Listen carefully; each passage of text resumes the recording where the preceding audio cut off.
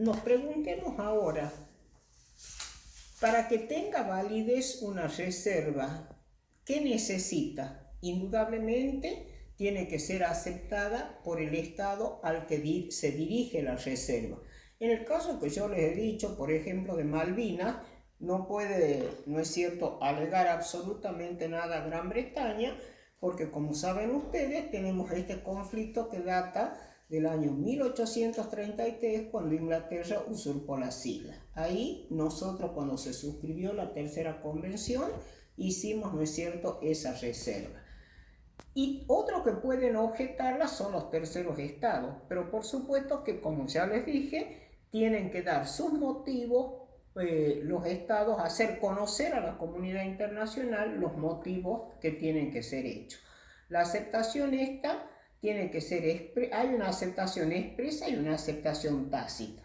¿Cuál es la aceptación expresa o por qué medio se da? Por escrito. Algunos autores dicen que puede ser por telegramas inclusive, o por notas, o por un acta. Y la aceptación tácita es cuando, a través de ciertas conductas, el Estado demuestra en una mesa de negociaciones o de reunión que está aceptando la reserva puesta por un tercer Estado. ¿En qué momento va a empezar a tener efectos esta reserva? En que es aceptada por el Estado, ¿no es cierto?, que está objetando o que ha hecho la reserva. ¿Cuáles son los efectos de la reserva? Únicamente para el Estado, vuelvo otra vez a repetir, que acepta la reserva, tiene esos efectos jurídicos. En el caso de cuando se hace un acta constitutiva de una organización internacional, como ser, por ejemplo, que un Estado no se reserve algún artículo dado por la OIT, se me ocurre a mí, tiene que dar las razones, los motivos por el cual no es aceptado. Porque vuelvo a repetir, la Convención de Viena, el objeto que tuvo desde el momento de redactar es que no se acepten las reservas. Fue una de las cosas más duras y que más ha peleado. Ahora veamos cuándo entra en vigor o en vigencia un tratado. También está regulado a través del artículo 84. Y nos preguntamos nosotros, ¿de dónde vamos a sacar cuando un tratado esté vigente? Ustedes que van a ser abogados saben, y como ya les dije al comienzo, que están las partes dispositivas y las normas finales. Generalmente los tratados, al terminar la redacción de un texto, hay un articulito que dice cuál va a ser la vigencia que tiene. Por ejemplo, el Tratado Antártico no tiene vigencia de duración. Todos van y dicen en el examen, duró hasta el año 91, no duró. Lo único que se hizo en el 91 fue cambiar la forma de votación para adoptar las decisiones más importantes, pero no tiene término de vigencia. También, por ejemplo, el Tratado Interamericano de Asistencia Recíproca no tiene vigencia. Hay otros tratados, generalmente los de comercio o mercantiles, son los que tienen vigencia, pero los tratados que definen límite o que tocan cuestiones de carácter político-jurídico o jurídico-político, como le llaman, no tienen término de duración, salvo que lo diga expresamente. Y en el caso de una aplicación provisoria, que también trae el artículo 25, va a tener vigencia hasta que disponga el tratado en esa clausulita. Y es conocido y se lo haga conocer a los demás estados y por todos los medios que ha terminado lógicamente la vigencia de este tratado. Vamos ahora a ver la segunda parte, ¿no es cierto?, de esto, que es la observancia de los tratados. La famosa pacta sunt servanda, que tiene sus antecedentes inmediatos en el derecho romano, del cual nos viene a nosotros, lógicamente, todo lo que es la parte romanística y jurídica que tiene Argentina se debe al derecho romano. Y trae dos artículos que son muy importantes. El 26 que habla del pacta sunt servanda. ¿Qué significa eso? Los pactos deben ser respetados o conocidos por las partes. ¿Y cuándo obliga? Se preguntan algunos autores. Se va a obligar desde el mismo momento que se firme el tratado. Ahora, ¿cuáles son los requisitos que debe tener este tratado para que se quede figurado en esto que llamamos pacta sunt servanda? Que sea de buena fe y la creencia en las disposiciones establecidas dentro del mismo texto de la convención. Esto de la buena fe es importantísimo, porque así como en el derecho interno, ahora con el nuevo Código Civil se habla mucho de la buena fe, nosotros ya hablábamos antes de que en el derecho interno argentino por lo menos se estableciera esa buena fe, ya estaba totalmente estipulada en qué consistía esta buena fe. Y el artículo 27, que también es importante, dice que una parte no podrá invocar las disposiciones de su derecho interno como justificación del incumplimiento de un tratado. Esta norma se la tiene que ver sin perjuicio de lo establecido en el artículo 46, que es lo que habla de responsabilidad de los tratados.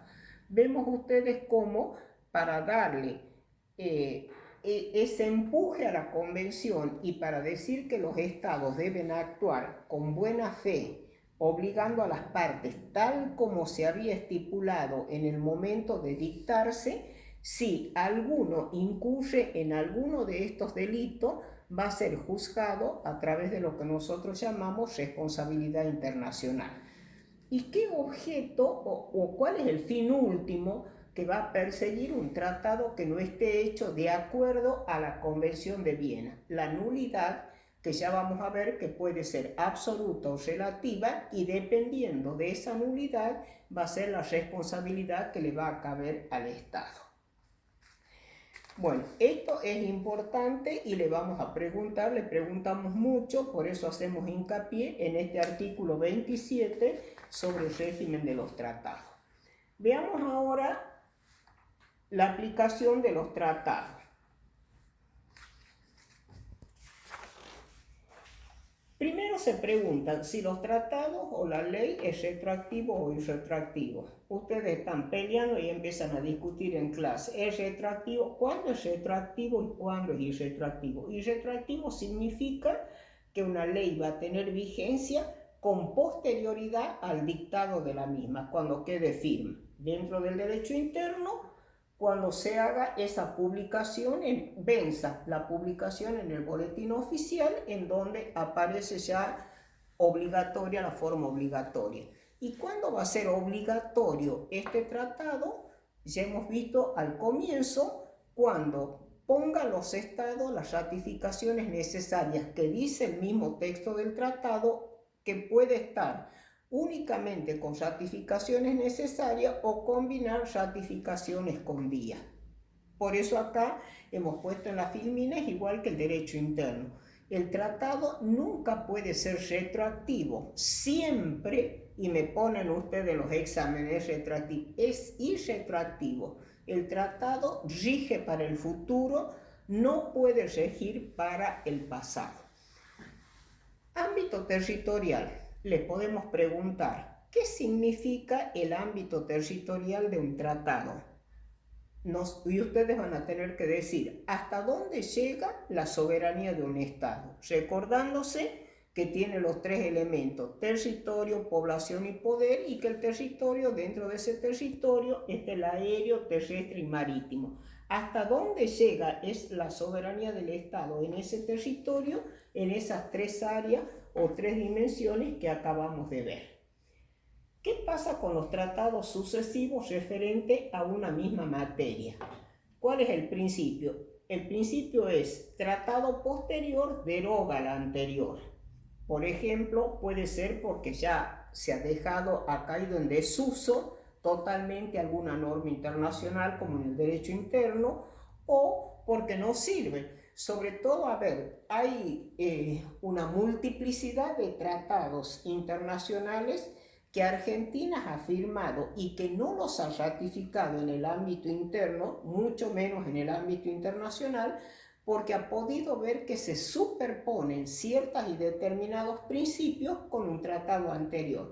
Por ejemplo, en el espacio ultraterrestre y la Luna, los cuerpos celestes. Cuando se reglamentó allá, en el año 1969, habían 4 tratados principales y Argentina, uno de ellos, no los ratificó, porque considera que hay una superposición de responsabilidades establecidas en los tratados y que no era necesario. O sea que vean ustedes cómo, sobre todo, tienen que ver los que el día de mañana van a trabajar en esto, de que estén ratificados internacionalmente. Al decir internacionalmente significa que con anterioridad tuvo ya la ratificación interna. También este tratado sucesivo va a quedar sin efecto cuando haya una contradicción con disposiciones de la Carta de Naciones Unidas. Y ahí la pregunta que nos hacemos, ¿cuál prima? ¿Prima la Carta o prima las disposiciones del derecho interno? Recuerden por el artículo 103 de la Carta de Naciones Unidas, que dice que cualquier controversia en donde estén en juego derechos internos o principios de la Carta de Naciones Unidas, prima la Carta de las Naciones Unidas. Veamos ahora los tratados y los terceros estados. ¿Cuál es el principio? El principio general que hay en materia de tratado es que no crea derechos y obligaciones para terceros estados que no han participado de una negociación. Pero bueno, salvo el caso, ya hemos visto, ¿no es cierto?, que se adhiera, que acepte, que no puede hacer ninguna reforma ni hacer ningún agregado, absolutamente nada. Por eso dice que un tratado no crea obligaciones ni derechos para un tercer estado sin su consentimiento. Ya vamos a ver cómo la forma de manifestarse el consentimiento a través de los estados puede ser expresa o tácita. También en el artículo 36 establece si prevén derechos para terceros estados.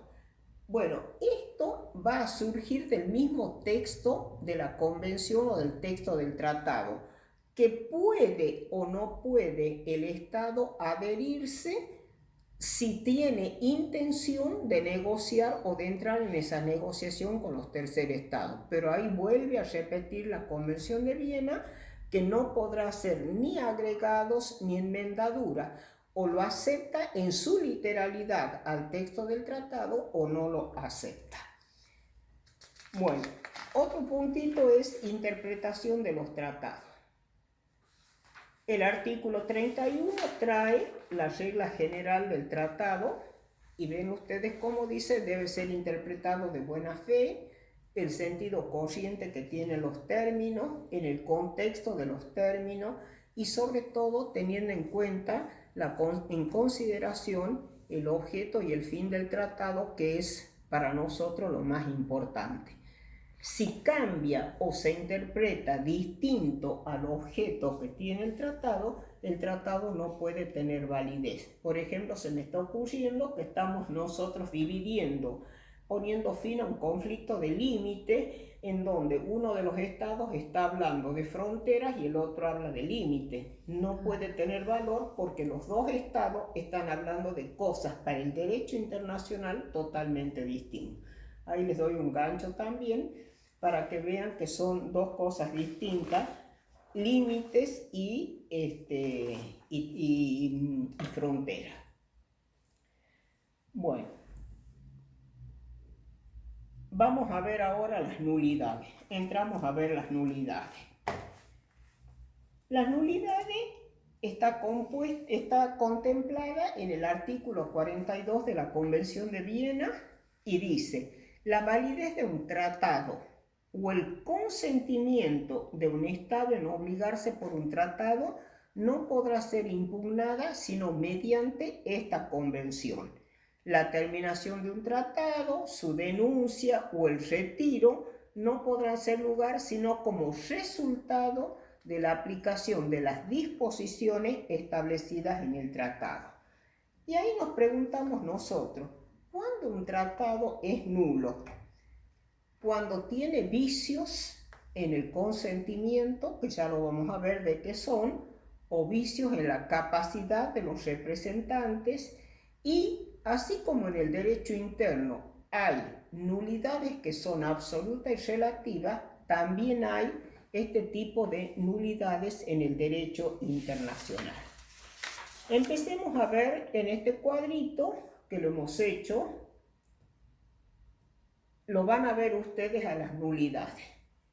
Acá tenemos las nulidades relativas. Las nulidades relativas, entonces, volviendo otra vez, hay nulidades absolutas y nulidades relativas. Las nulidades relativas son vicios del consentimiento y por vicio y la capacidad de los representantes. Son dos las relativas. Dentro del consentimiento tenemos el error, el dolo y la violencia o corrupción, como le llaman algunos autores. Y dentro de las relativas, en donde hablamos de vicios a la capacidad del representante, tenemos por violación al derecho interno y por restricción a los poderes del representante. Esto lo tienen que saber, como lo sabe la Tejerizo, porque también son disposiciones que están en el derecho procesal, son disposiciones de carácter internacional, tanto para el derecho interno e internacional. Si ustedes me preguntan, a ver, ¿existen las nulidades absolutas en el derecho internacional? Bueno, ahí la doctrina está dividida. Hay algunos autores que dicen que no hay nulidades absolutas porque no hay un órgano superior que establezca que está afectando el orden público. En cambio, cuando nosotros planteamos en el derecho interno esta clase de nulidades, le corren una vista al agente fiscal, que es el guardián del orden público, para que él dé su consentimiento o asentimiento si corresponde o no. Por eso lo que algunos autores dicen, no existen en el derecho internacional público nulidades absolutas. Pero bueno, vino la Convención de Viena en el 69 y las clasificó a las dos, absoluta y relativa. Hasta el día de hoy seguimos peleando si las nulidades absolutas nacieron y después han sido declaradas como tal, sin ningún valor, o no nacieron nunca. Yo estoy dentro de la tesis que digo que nunca nacieron, porque cuando tienen esos errores tan gruesos, no hacen nacer el acto jurídico. Entonces, no ha nacido el acto jurídico, que es el fin que persiguen todos los estados. De todas maneras, chicos, esa es una respuesta mía, ¿no es cierto? Y es una forma de pensar, pero lo cierto es que la Convención de Viena, vuelvo a decir, trae nulidades absolutas y relativas. Entonces, las relativas están por vicios del consentimiento y por vicio en la capacidad de los representantes. Dentro del vicio del consentimiento tenemos error, dolo y violencia. Veamos ahora cada uno de ellos y cómo está modificado, cómo está legislado por el derecho internacional. Bueno, primero entonces les voy a hablar un poquito de las relativas, parece, y después vamos a empezar ahí. Hemos dicho de que estamos en las relativas por consentimiento y representantes, que es el error, dolo y violencia. ¿Cómo debe ser ese error para que pueda, no es cierto, hablarse de una nulidad relativa? Que sea de hecho, que sea excusable y que sea la base del consentimiento. ¿De dónde lo encuentran ustedes? De esta convención, en el artículo 48, está estableciendo esos tres requisitos que acabo de decir. De hecho, que sea excusable y que sea la base del consentimiento. Luego tenemos el dolo, que lo trata la convención en el artículo 49. No lo define al dolo, pero sí pasa o lo define, digamos, en otros instrumentos internacionales. Vemos cuando habla dolo, en donde dice que es toda aserción de lo que es falso, disimulación de lo verdadero, cualquier astucia, falacia o maquinación que se emplea con ese fin. Eso está definido así en nuestro derecho interno. Y también parte de esa definición aparece en la Convención de Viena. ¿Qué es lo importante cuando hay el dolo?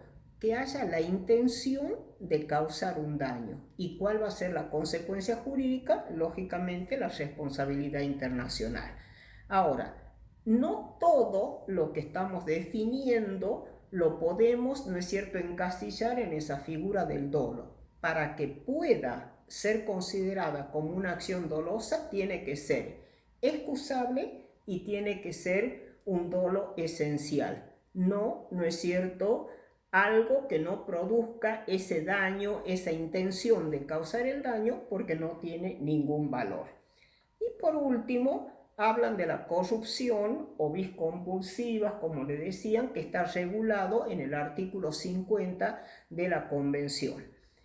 Veamos ahora la capacidad de los representantes, porque hemos dicho al consentimiento, error, dolo y violencia, y a la capacidad del representante, que puede ser dos: por violación al derecho interno y por restricción a los poderes del representante.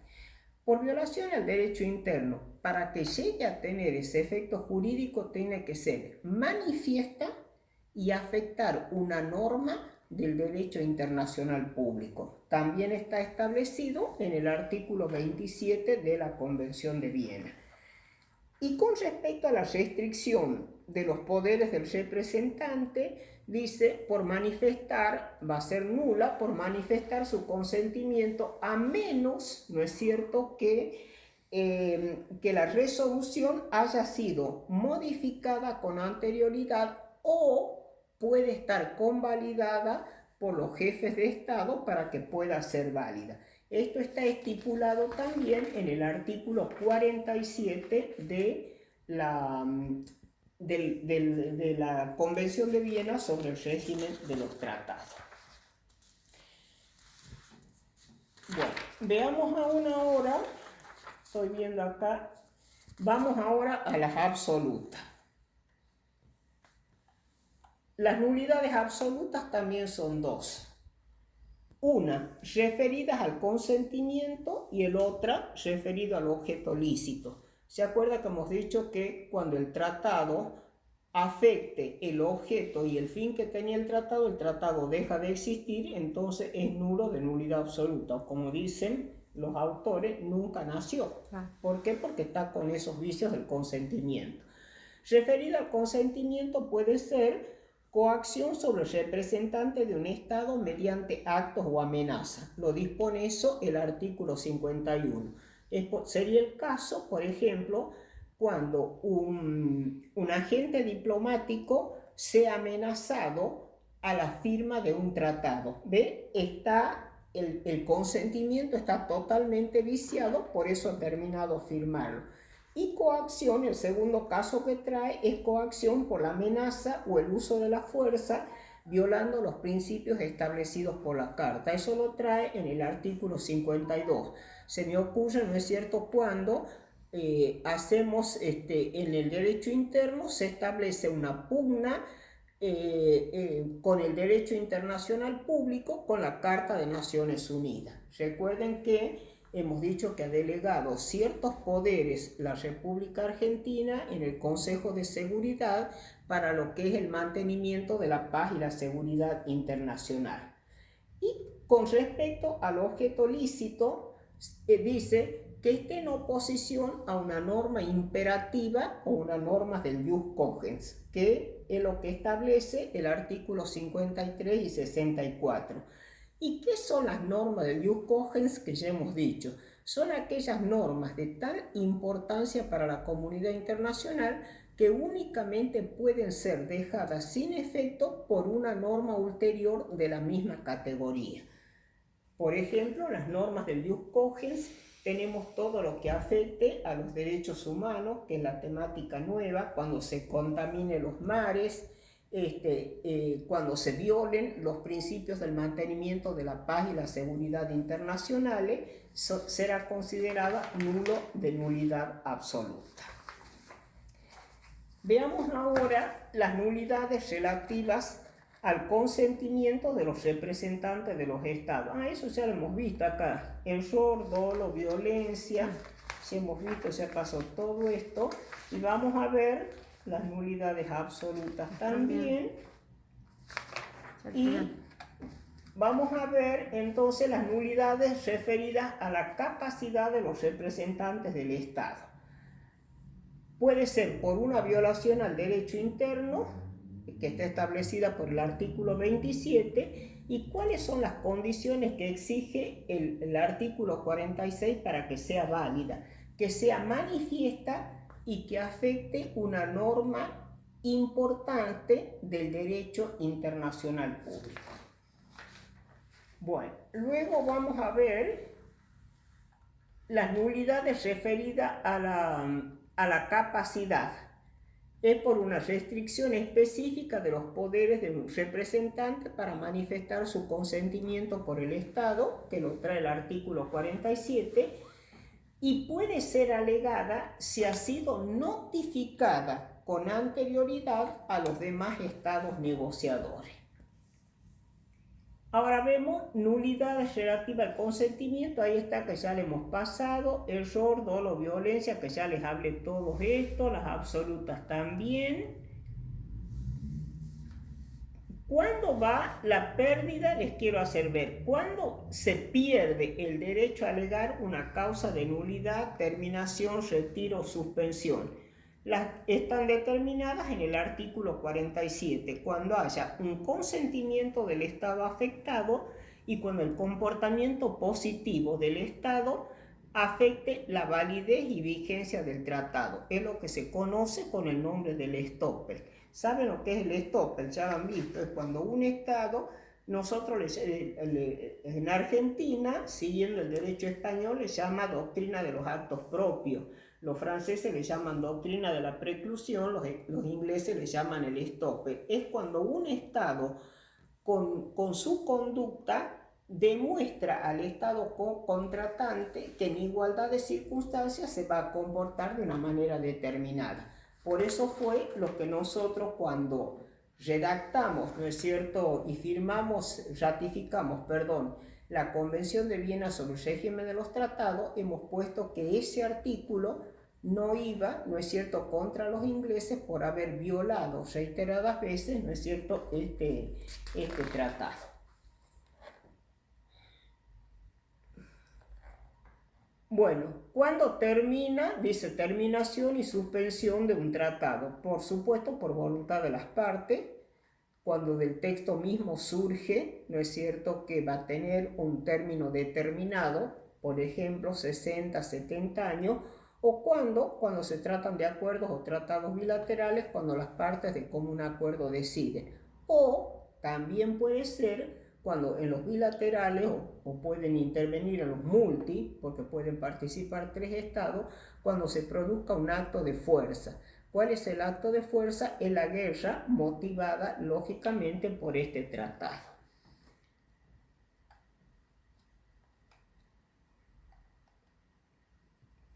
Bueno, terminación y suspensión de la aplicación de un tratado en relación a ciertas normas del derecho internacional. Acá se pregunta, el caso de violación grave a un tratado, ¿no es cierto?, bilateral. Bueno, ahí tenemos el otro Estado contratante, va a estar en todo su derecho de pedir la nulidad del tratado. ¿Por qué? Porque está afectando el objeto y el fin que tienen los tratados. Otra preguntita, que es pregunta de examen, esta ya terminamos. ¿Cuál es la facultad para alegar un cambio fundamental en circunstancias como causa para dar por terminado o suspendido la aplicación de un tratado? ¿Cuáles son las condiciones que necesita para esto? Que sea la base esencial del consentimiento. Cuando haya modificaciones radicales de tal alcance que comprenda todo el texto del tratado. No debe tratarse de un tratado que fije una frontera, porque si es una frontera queda sin efecto. Y el cambio no debe surgir de la violación por la parte que alega esta obligación internacional, sino por la otra parte. Esa es una pregunta, vean, porque esa es una de las grandes preguntas que le hacemos en los exámenes. Luego, y ahí termina. Bueno, como verán ustedes, todas las respuestas que tiene he tratado de hacer sin tantos ejemplos como para darle lo más importante. Y una de las cosas importantes que a ustedes les pesa es establecer la nulidad. Vuelvo a repetir, repitan porque son las mismas nulidades que tenemos en el derecho interno. Lo único que ustedes tienen que hacer es cambiar de sujeto. Mientras el sujeto es la persona, el hombre, público, privada, en el derecho doméstico interno, en el derecho internacional van a ser los estados. Y ahí lo podemos ver que son absolutas o relativas. Y dentro de la relativa es al consentimiento y a la capacidad. Al consentimiento, error, dolo y violencia, ya lo saben cuáles son las características que tienen, y las nulidades absolutas también, el efecto jurídico que producen ellas. Bueno, quedamos abiertas para las preguntas a través del foro que las va a responder la doctora Lucianita. Pero bueno, creo que hemos sido claras, lo hemos hablado entre todos estos con la cátedra para hacerles un resumen medio apurado de todo lo que ustedes tienen que ver con el tratado. Vayan estudiando, no sabemos cuándo van a ser los exámenes, si van a ser parciales o va a ser en forma integral, pero bueno, en cualquier momento se va a levantar esta cuarentena y volveremos a tener estas clases presenciales que tanto nos gusta a nosotros. Muchas gracias y nos vemos el próximo martes.